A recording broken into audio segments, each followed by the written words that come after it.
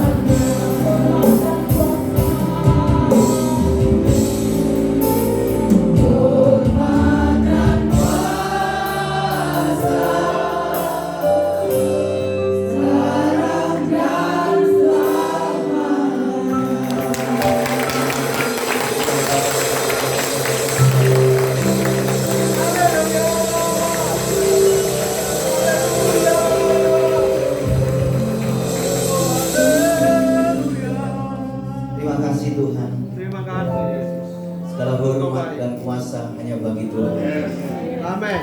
Terima kasih Engkau telah mati, bahkan Engkau telah bangkit Amin. untuk menyelamatkan umat-Mu yang berdosa ini Bapa. Amin. Sehingga setiap kami semuanya siap mendapat kebaikan dan kemurahan Tuhan. Terima kasih atas pengorbanan-Mu Bapa.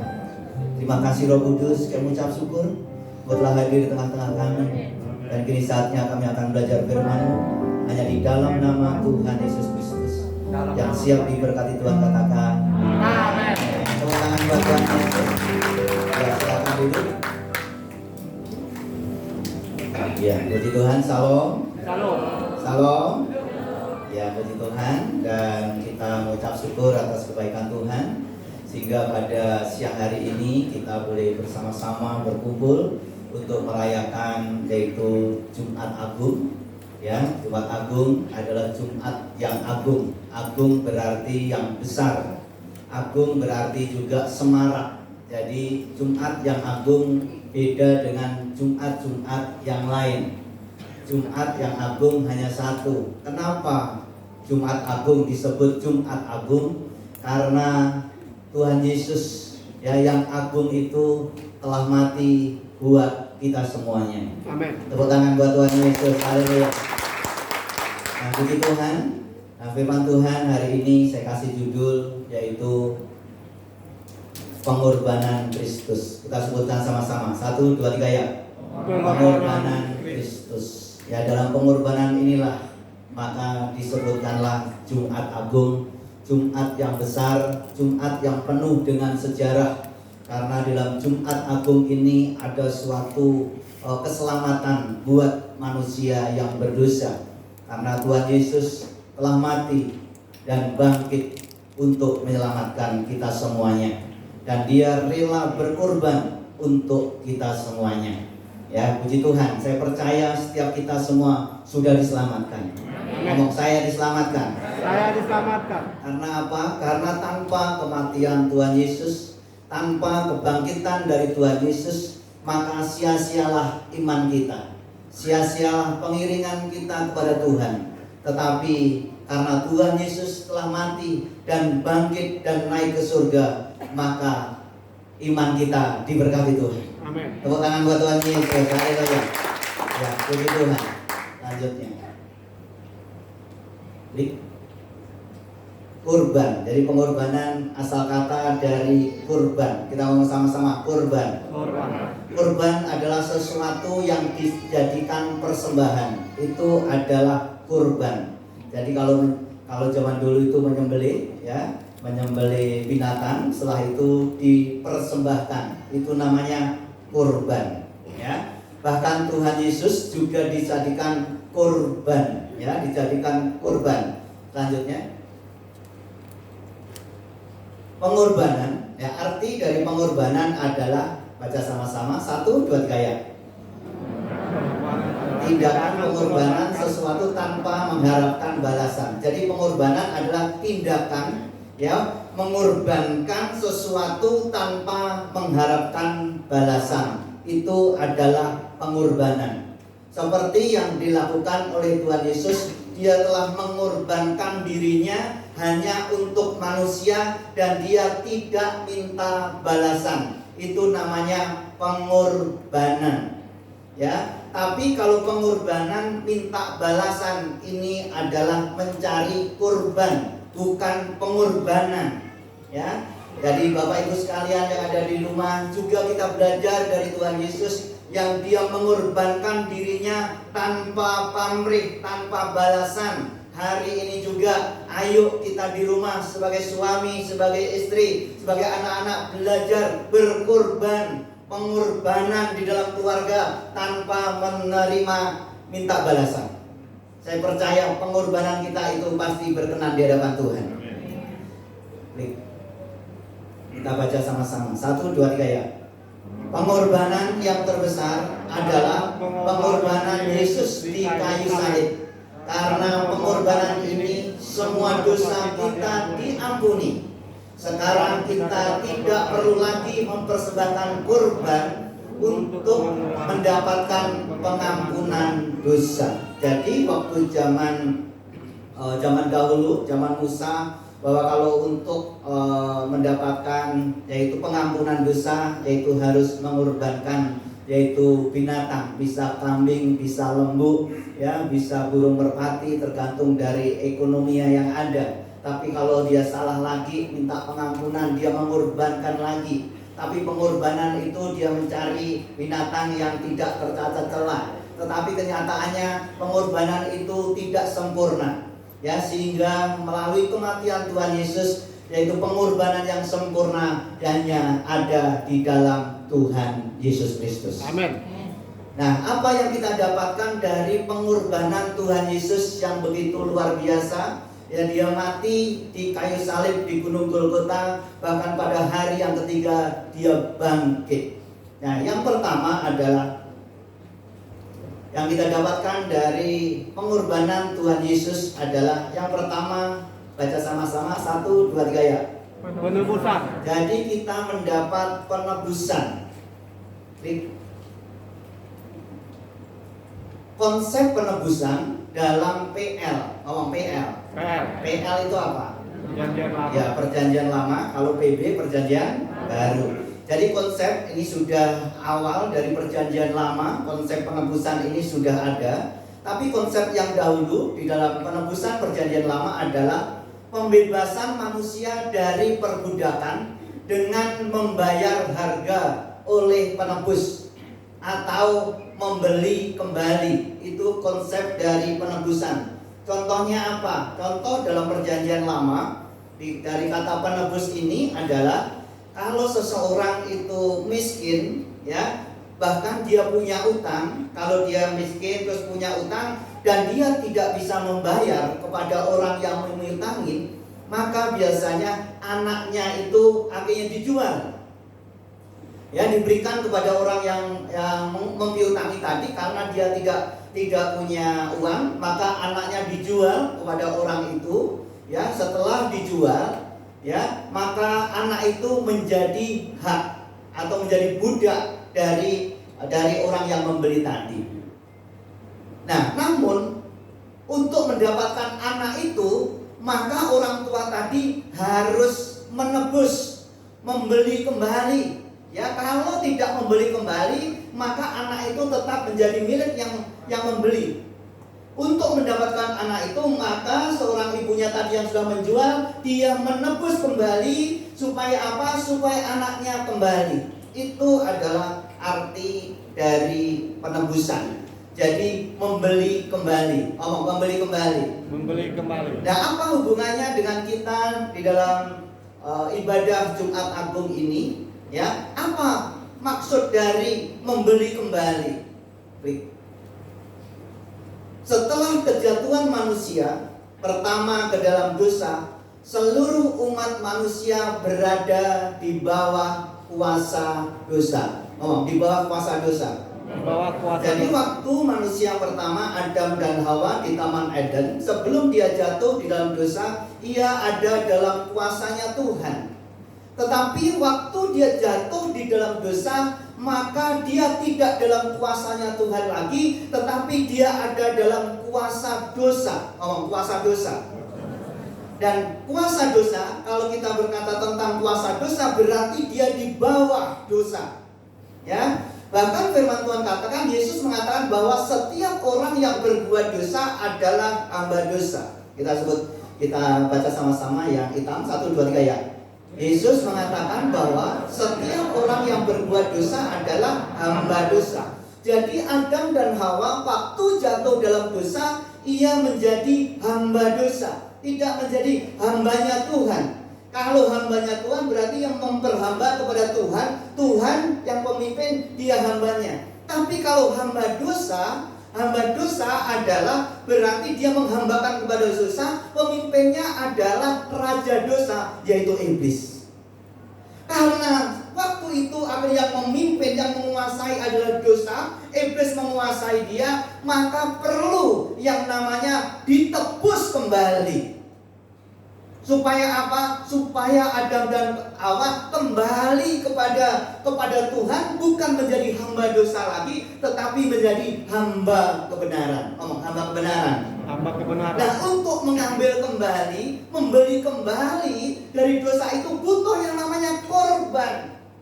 Korban penebusan. Sehingga melalui berbagai korban waktu di dalam perjanjian lama, melalui korban binatang, itu semua tidak bisa. Tapi puji Tuhan, akhirnya melalui Tuhan Yesus Kristus, kurban yang sempurna itu telah menebus kita semuanya. Tepuk tangan buat Tuhan. Kita mulai dibeli kembali, sehingga kita bukan menjadi hamba dosa lagi, tetapi menjadi hamba kebenaran. Yang dulu kita miliknya setan, tetapi sekarang kita dibeli kembali, ditebus kembali. Sekarang kita menjadi miliknya Tuhan. Amin. Tepuk tangan buat Tuhan Yesus. Firman Tuhan berkata, 1 Petrus 1 ayat 18, 1, 2, 3 ya. Sebab kamu tahu bahwa kamu telah ditebus dengan cara hidupmu yang sia-sia, yang kamu warisi dari nenek moyangmu itu, bukan dengan barang yang fana, bukan pula dengan perak atau emas.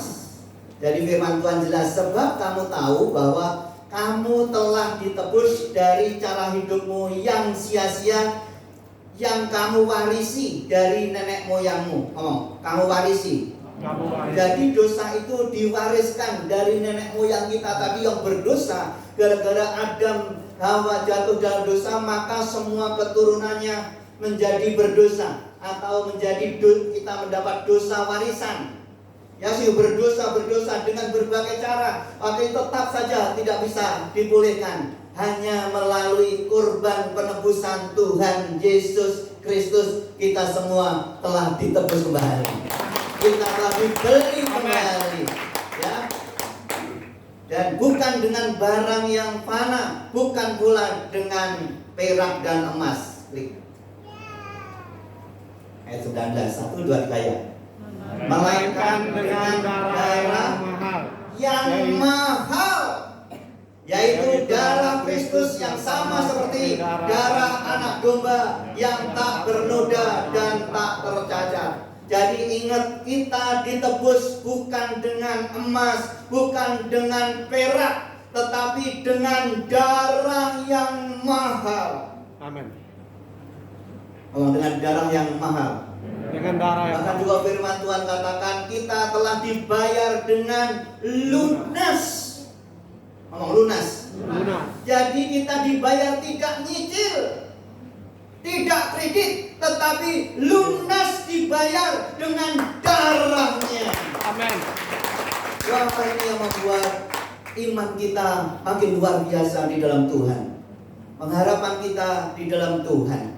Oleh sebab itu, karena Tuhan telah menebus kita, telah membeli kita dari perbudakan dosa, dari hamba dosa, akhirnya menjadi hamba kebenaran, menjadi anak-anaknya Tuhan, menjadi sahabatnya Allah. Mari, apa yang harus kita lakukan? Yang kita lakukan, ingat, kalau sudah ditebus, jangan sia-siakan kehidupan ini. Sehingga sebab kamu tahu bahwa kamu telah ditebus dari cara hidupmu yang sia-sia. Yang dulu kita mungkin pernah hidup dalam kesia-siaan. Sia-sia itu apa? Sia-sia itu adalah hidup yang tidak ada fungsinya, hidup yang tidak berguna, yang selama ini kita lakukan hal-hal yang tidak berkenan kepada Allah. Tetapi melalui penebusan Tuhan Yesus, mari hidup kita berarti di hadapan Tuhan. Amin. Ngomong, hidup berarti. Hidup berarti. Pastikan melalui Jumat Agung ini, anak-anak Tuhan di tempat ini, hari ke sehari, marilah hidup kita berarti di hadapan Tuhan. Kalau hidup kita berarti di hadapan Tuhan, banyak jiwa-jiwa dimenangkan, kan ada Kristus di dalam hidup kita. Amin. Yang kedua, apa tujuan pengorbanan Yesus di kayu salib? Telah mengorbankan dirinya, ya, bahkan dia rela mati, ya, disalibkan, dan puji Tuhan dia dikuburkan dan akhirnya dia bangkit pada hari yang ketiga. Tujuan yang kedua adalah pembenaran. Pembenaran. Jadi yang pertama adalah penebusan. Kita tidak bisa menebus dengan cara-cara kita, ya. dengan liturgi ibadah tidak bisa, dengan kebaikan kita tidak bisa, ya, dengan pengorbanan darah nggak bisa, hanya melalui Tuhan Yesus. Ternyata Tuhan Yesus tidak hanya menebus kita, tetapi kita mendapat pembenaran. Tepuk tangan buat Tuhan Yesus. Arti pembenaran adalah dari bahasa Yunani itu diagio, artinya dianggap benar. Ngomong, dianggap benar. Dianggap benar. Sebetulnya tidak ada orang yang benar, termasuk yang khotbah yang pakai jas, yang dikatakan orang keren. Itu pun juga tidak luput dari dosa. Tapi kenapa saya bisa berdiri di tempat ini dan Bapak Ibu sekalian juga bisa duduk di tempat ini? Karena melalui darah Tuhan Yesus yang tercurah di kayu salib, Tuhan telah benarkan kita. Amin. Kita yang berdosa saat ini dianggap benar dengan darahnya. Yes. Karena firman Tuhan berkata, Roma 3 ayat 10, 1, 2, 3 ya. Seperti ada tertulis, tidak ada yang benar, seorang pun tidak. Jadi tidak ada yang benar. Sehingga banyak orang mencari pembenaran dengan berbagai cara yang dilakukan, ya, dengan melakukan kebaikan, dengan melakukan tindakan sumbangan ke sini, dilakukan hal-hal yang baik supaya dia benar. Ternyata tidak bisa tanpa Tuhan Yesus, ya. Tidak ada yang benar, seorang pun tidak. Berarti kalau tidak ada seorang pun yang benar, berarti semuanya pernah salah. Siapa yang gak pernah salah? Siapa yang selalu benar? Siapa yang selalu menganggap dirinya benar? Jadi berarti kita semuanya pernah salah, ya, semuanya tidak benar, ya, tidak benar. Kalau tidak benar, musuhnya adalah maut, ya, musuhnya adalah neraka. Klik. Dalam kekudusan dan keadilan Allah, maka dosa mendatangkan murka dan hukuman Allah atas kita. Jadi karena kita hidupnya salah, akhirnya kita melakukan dosa. Dan ingat, dalam kekudusan dan keadilan Allah, maka dosa mendatangkan murka Allah. Bangsa Israel keluar dari Mesir, waktu dia melakukan dosa, melakukan bersungut-sungut kepada Tuhan, mereka semua tidak bisa masuk ke dalam tanah perjanjian. Kenapa? Dosa. Waktu anak Harun pegang apa itu? Tabut perjanjian, ya, di dalam api yang lain. Itu pun waktu dia dosa, maka terjadi murka Allah, mati. Jadi upah dosa adalah maut, tetapi kasih karunia Allah adalah hidup kekal di dalam Kristus Yesus Tuhan. Sebetulnya kita semua sedang digiring kepada maut, kepada kebinasaan, tetapi firman Tuhan berkata, baca sama-sama, 1, 2, 3 ya. Akan tetapi Allah menunjukkan kasih-Nya kepada kita, oleh karena Kristus telah mati untuk kita ketika kita masih berdosa.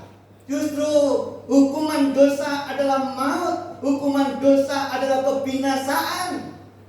Tetapi karena kasih-Nya tadi, Tuhan Yesus rela berkorban, rela disalibkan, supaya seharusnya kita binasa, akhirnya kita beroleh hidup yang kekal. Ya, karena Allah telah menunjukkan kasih-Nya. Jadi dengan mati di kayu salib itu adalah salah satu bukti bahwa Allah, Yesus Kristus sendiri menunjukkan kasih-Nya kepada kita. Justru bukan pada saat kita benar, tetapi justru dalam kondisi kita masih berdosa, Tuhan mengasihi kita. Amin. Ayat yang ke-9, baca sama-sama. 1, 2, 3 ya. Lebih-lebih karena kita sekarang telah dibenarkan oleh Darahnya. Kita pasti akan diselamatkan dari murka Allah. Sebelum dibenarkan, kita akan binasa. Tetapi dengan pengorbanan Tuhan Yesus, dengan darahnya, kita dibenarkan. Oh, dibenarkan. Maka kita dibuat menjadi benar. Oleh sebab itu, ayo kita terus hidup dalam kebenarannya Tuhan. Amin. Di hari-hari ini, dalam situasi yang sulit, yang pandemi, puji Tuhan, saya percaya pandemi menjadi endemi, menjadi biasa kita. Semuanya sehat. Amin. Oh, semuanya sehat. Ya, selain karena kita juga menjaga kesehatan, yang terutama karena Tuhan menyertai kita. Karena penebusan Tuhan Yesus, Tuhan mengasihi kita semuanya. Tepuk tangan buat Tuhan Yesus. Karena Tuhan mengasihi dalam kondisi yang berdosa, ayo kita saling mengasihi satu dengan yang lain. Supaya gereja Tuhan tempat itu terus terjadi kegerakan dan nama Tuhan dipermuliakan. Ayo mulai satu dengan yang lain peduli. Ngomong peduli. Coba lihat kiri kanannya, apakah ada yang belum kenal? Coba peduli, sekarang mulai peduli. Ya, mulai kenalan. Ya, gitu ya. Itu belajar. Tuhan Yesus saya mau mati buat kita. Ya, saya percaya mulai peduli. Amin. Ya, coba lihat mukanya saja nggak apa-apa, walaupun pakai masker, ya, luar biasa. Ya, kalau kita peduli, kita menghargai akan kematian Tuhan Yesus. Amin. Karena Tuhan Yesus mengasihi. Tapi kalau nggak peduli, bagaimana Kristus ada dalam kehidupan kita? Itu dipertanyakan. Tapi puji Tuhan, semua umat Tuhan di tempat ini semuanya peduli dan mengasihi. Tepuk tangan buat Tuhan Yesus. Yang terakhir adalah yang ketiga. Apa makna pengorbanan Tuhan Yesus dalam kehidupan kita? Yang ketiga adalah pendamaian. Kita mendapat pendamaian dari Tuhan. Roma 5 ayat 10 kita baca sama-sama. 1, 2, 3 ya. Sebab jikalau kita ketika masih seteru diperdamaikan dengan Allah oleh kematian anaknya, lebih-lebih kita yang sekarang telah diperdamaikan pasti akan diselamatkan oleh hidupnya. Amin. Jadi pengorbanan Tuhan Yesus di kayu salib yang kita peringatin hari ini, di hari Jumat Agung ini, mendamaikan kita. Mendamaikan kita. Dan kalau mendamaikan, apakah kita ini musuh Allah? Benar. Orang yang berdosa menjadikan dirinya musuh Allah. Sehingga waktu Adam dan Hawa mulai jatuh dalam dosa, maka Adam dan Hawa diusir dari Taman Eden, menjadikan dia musuh Allah, terpisah dari Allah.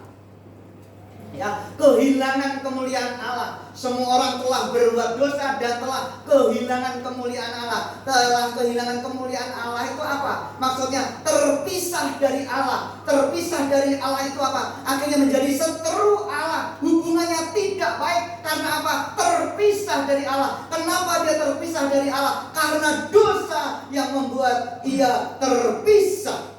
Tetapi dengan pengorbanan Tuhan Yesus di kayu salib, maka Allah mendamaikan kita. Amin. Sebab jikalau kita masih seteru, ngomong seteru. Pernah tahu seteru itu apa? Seteru itu kalau orang Jawa nggak mau ngomongan karena sudah berantem. Jadi kalau sudah ada perselisihan sama temannya begitu antara sahabat, setelah berantem begitu, yang tadinya bicara, bercanda sama-sama, tapi karena tersinggung, udah gak mau ngomong lagi. Ketemu pun gak mau ngomong. Lihat mukanya saja enak. Yang tadinya senang mengharapkan dia datang, tetapi karena perselisihan tadi menjadikan dia musuh, menjadi seteru. Nah, gimana supaya dia akhirnya akrab kembali? Bagaimana yang tadi berantem supaya akrab kembali? Maka perlu yang namanya perdamaian. Jika sekarang di mall ada pujian perdamaian, perlu perdamaian. Klik. Baca sama-sama, 1, 2, 3 ya. Diperdamaikan berarti persahabatan atau keharmonisan itu dipulihkan kembali. Yang dulu hubungan kita dengan Tuhan kelihatannya jauh, kalau dulu harus melalui imam besar yang mempersembahkan korban setahun sekali, ya, tetapi dengan kematian Tuhan Yesus maka tirai bait suci itu terbelah jadi dua. Untuk apa? Untuk mendamaikan kita dengan Allah, supaya hubungan kita dengan Allah dipulihkan. Diperdamaikan, persahabatan, keharmonisan itu dipulihkan kembali. Hubungan kita dengan Allah dipulihkan kembali. Wah, ini luar biasa. Baik.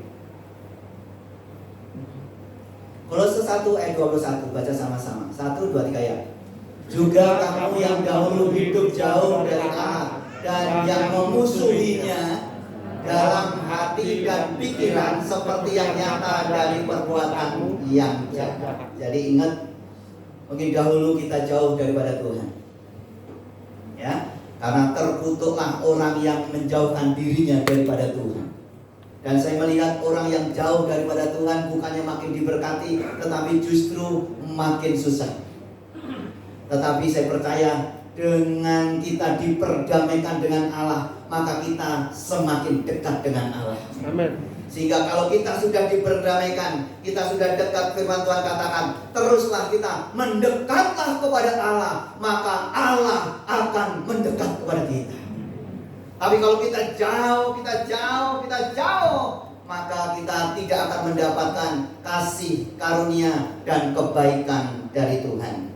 Dalam situasi yang sulit saat ini, kalau kita makin dekat kepada Tuhan, karena hubungan kita dengan Tuhan sudah diperdamaikan dengan kematiannya, dengan darahnya, saya percaya situasi yang sulit pun Tuhan pasti akan berkati kita. Amin. Ya, kamu jauh dari Allah yang memusuhinya. Gak mungkin musuh itu akan diberkati. Gak mungkin. Kalau kita menjadikan Allah itu musuh, gak mungkin kita akan diberkati. Tetapi kalau kita jadikan Allah itu sahabat, kita pasti diberkati Tuhan. Amin. Dulu bagaimana? Dari hati dan pikiran yang tidak benar, dan perbuatan-perbuatan yang tidak baik, dan termasuk saya. Kadang-kadang hati kita tidak benar. Kita tidak bisa melihat kedalaman hati. Bahkan kalau Bu Tuti bicara itu dulu gimana ya? Tingginya gunung bisa kudaki, dalamnya laut bisa diselami, tapi dalamnya hatimu aku tidak tahu. Jadi maksudnya hati kita jahat atau tidak yang tahu kita sendiri. Ayo dengan kedamaian yang dari Tuhan, hati kita sudah diperdamaikan dengan Tuhan. Amin. Pikiran kita, Pikiran. ya, pikiran ini juga kadang-kadang jahat. Mikir yang aneh-aneh, kadang-kadang kita mulai gak percaya lagi kepada Tuhan. Mulai pesimis lagi, mulai khawatir lagi, mulai menyaksikan benar gak firman Tuhan itu nyata dalam kondisi seperti ini. Pikiran-pikiran seperti itu harus diubahkan karena kita sudah diperdamaikan. Kalau kita sudah diperdamaikan, kita menjadi anak-anak Allah, kita menjadi sahabat Allah. Saya percaya Tuhan pasti pelihara kita sehingga pikiran kita berubah. Sehingga pada akhirnya saudara-saudara, pikirkanlah semuanya itu. Apa semuanya itu? Pikirkanlah semua yang manis, yang suci, yang sedap didengar, yang patut dipuji, yang disebut kebajikan, disebut kemurahan. Pikirkanlah semuanya itu. Dan pikirkanlah firman. Percaya yang sakit dengan kuasa Bilo Yesus sembuh. Tepuk tangan buat Tuhan Yesus. Janji Tuhan pasti digenapi dalam hidup kita. Kolose 1 ayat 22-nya 1, 2, 3 yang sekarang diperdamaikannya di dalam tubuh jasmani Kristus oleh kematiannya untuk menempatkan kamu kudus dan tak bercacat di hadapannya. Amin. Kesimpulannya adalah, kita baca sama-sama 1, 2, 3 ya. Marilah kita mengingat kembali pengorbanan Kristus bagi kita, Kiranya hal ini bisa memotivasi kita untuk hidup bagi Dia. Ketahuilah bahwa Allah telah mengutus putranya yang tunggal, Yesus Kristus, untuk menjadi korban pembenaran, penebusan, dan pendamaian bagi dosa-dosa kita. Bukalah hati saudara dan terimalah Dia sebagai Tuhan dan Juru Selamat. Tepuk tangan buat Tuhan Yesus. Kita telah dibenarkan, kita telah ditebus, dan kita telah diperdamaikan. Amin. Dan biarlah khotbah pada siang hari ini menjadi berkat, sehingga membawa sukacita waktu kita pulang. Amin. Amin. Ya, walaupun semuanya hitam, ya, semua hitam, tetapi saya hanya hitamnya tengah. Ya. Hitam berarti apa hitam? Ya. Kelihatannya kita sedang berduka, tetapi di balik duka cita ada sukacita yang benar. Di balik kematian ada kebangkitan. Yes. Amin. Berarti percayalah, di luar sana dalam pekerjaan usahamu tidak ada yang mustahil bagi Tuhan. Amin. Walaupun kelihatannya tidak mungkin, tapi bagi Allah tidak ada yang mustahil. Mari kita semua bangkit berdiri. Hamba Tuhan yang melayani perjamuan kudus, silakan masuk ke depan.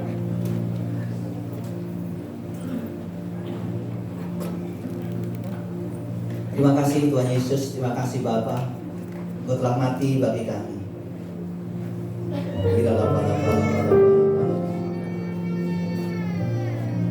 Dengan pengorbanan Tuhan Yesus di atas kayu salib, bahkan dengan kebangkitannya yang seharusnya kita binasa, tetapi kita beroleh hidup yang kekal.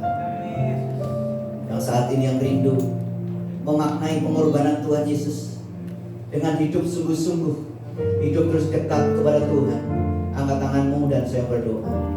Di dalam nama Tuhan Yesus Kristus, di dalam situasi yang sulit ini, kami tidak mau mengandalkan kekuatan kami. Kami tidak mau mengandalkan kepandaian, kepintaran kami Bapa, tetapi melalui pengorbananmu, kami percaya Engkau senantiasa memimpin kami. Karena Engkau telah menebus kami, Engkau telah mendamaikan kami Bapa. Kami percaya janji Tuhan akan digenapi atas hidup kami. Amin. Di dalam nama Yesus Kristus. Dan Kau mampukan kami Bapa untuk memaknai pengorbanan-Mu di atas kayu salib, untuk hanya menebus dosa-dosa kami, untuk mengangkat kami yang seharusnya binasa, tetapi kami beroleh hidup yang kekal. Amin.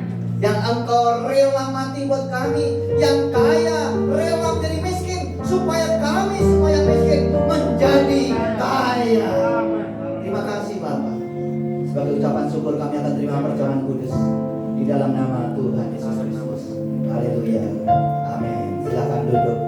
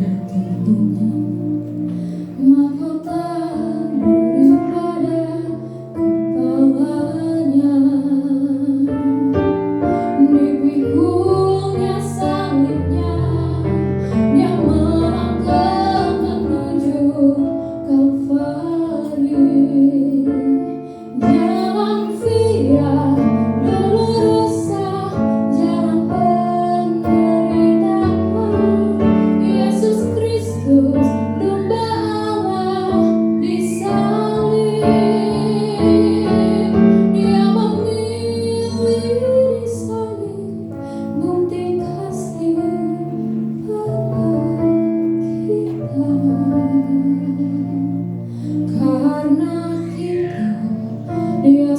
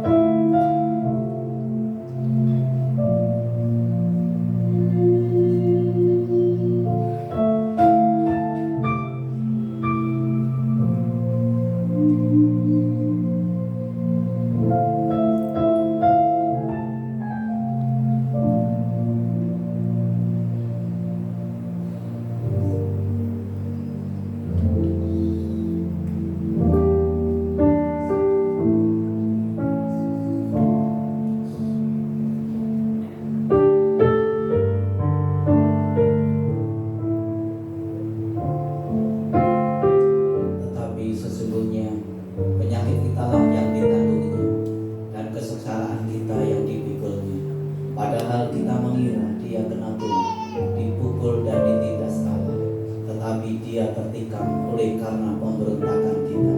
Dia diremukkan oleh karena kejahatan kita.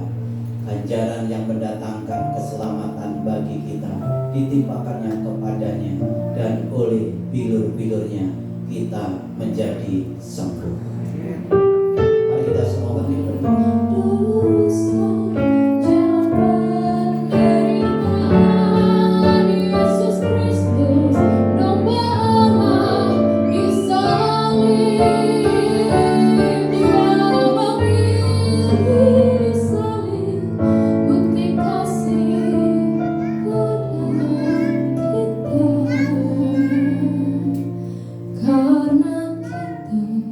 Dia serahkan dirinya di Kalvari.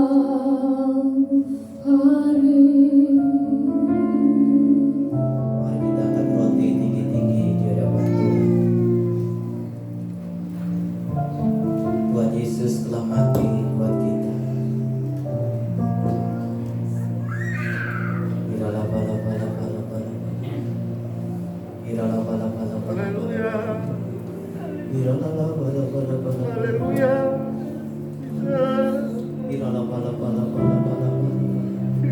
Terima kasih atas kebaikan-Mu, Tuhan.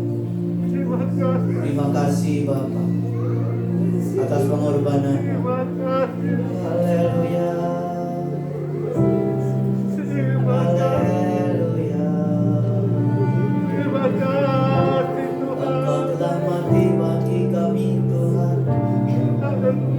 Engkau telah rela mati bagi kami untuk menebus dosa-dosa kami. Haleluya. Haleluya.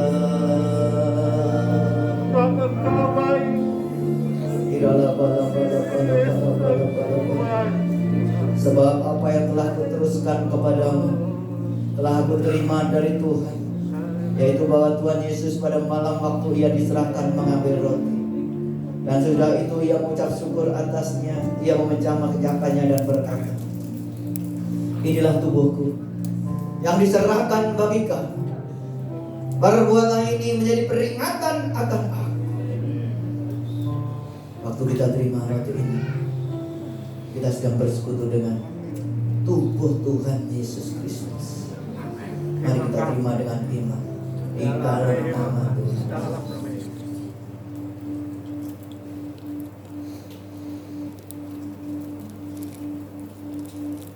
Kita angkat anggur tinggi-tinggi di hadapan Tuhan. Anggur melambangkan darah Tuhan Yesus.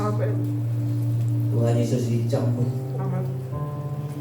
mengeluarkan darah bilur-bilur Yesus.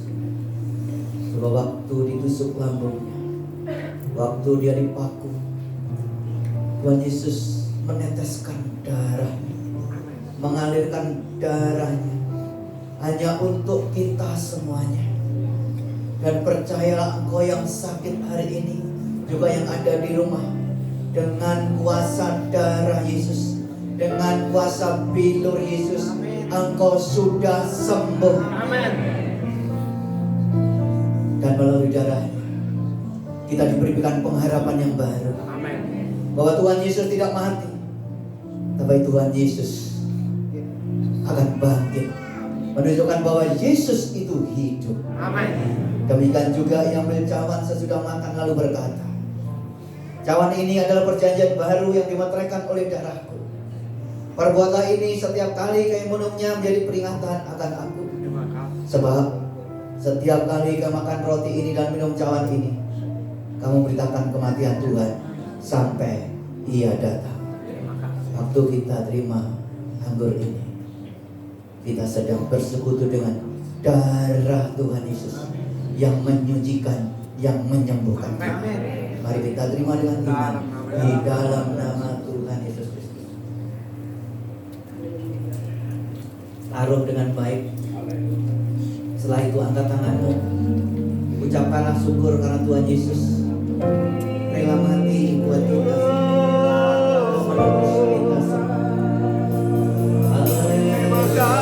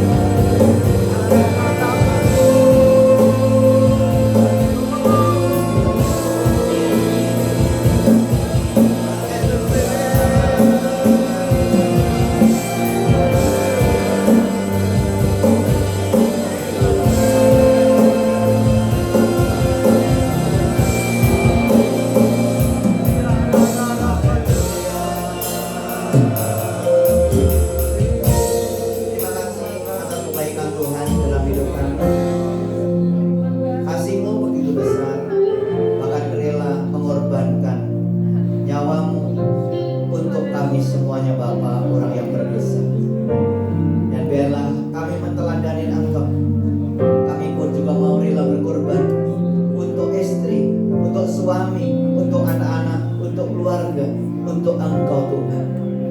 Biarlah hidup kami makin berarti, makin sungguh-sungguh mencintai Tuhan. Kami ucap syukur Tuhan.